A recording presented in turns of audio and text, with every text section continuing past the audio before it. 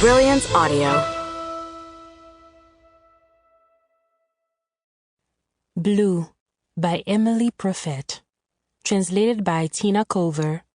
Performed by Krystel, Roche. 1. The land seems boundless here. Life curled in, folded onto itself. Seen from here, the world is immense and small at the same time. All this green, these wetlands are, and have always been, imaginary fences. The war was over, people said. The girls had heard nothing, understood nothing about that war. Nazis and allies meant nothing to them. The world hardly communicated at all with the Province Bleu, buried deep in a country mired forever in the Caribbean Sea, in misery. It was a world far from the world, a world you had to live in order to live. 3 girls, born here when it was no place to be born and no place to be female.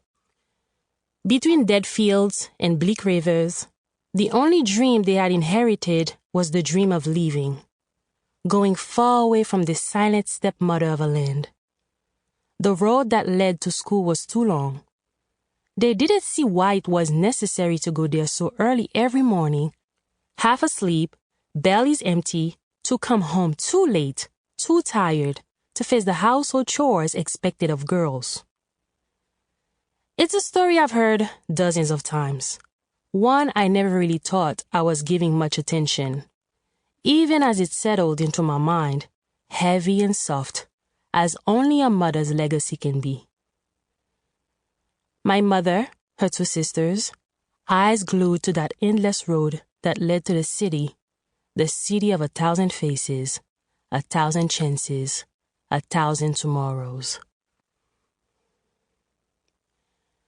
Would the coffee taste different? They wondered after the lamp was turned off.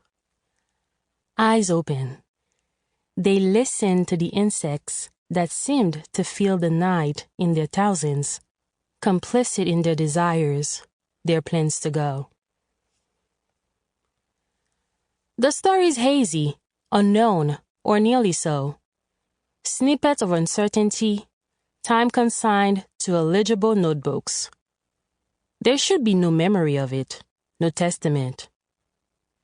3 women ready to leave, to plunge into the violence of the city, into the scent of men. Happiness always a bit further away, their backs turned to the passage of time. 3 lost souls, certain it was mere bad luck that had caused them to be born in this remote place.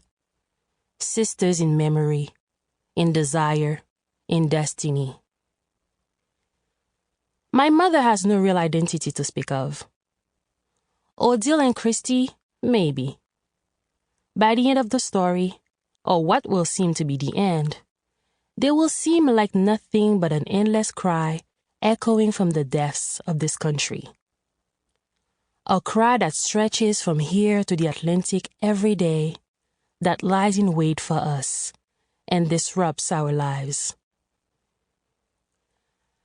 Public gardens cut through by wind and shadows, offered up as fodder for broken dreams. They left, one after another.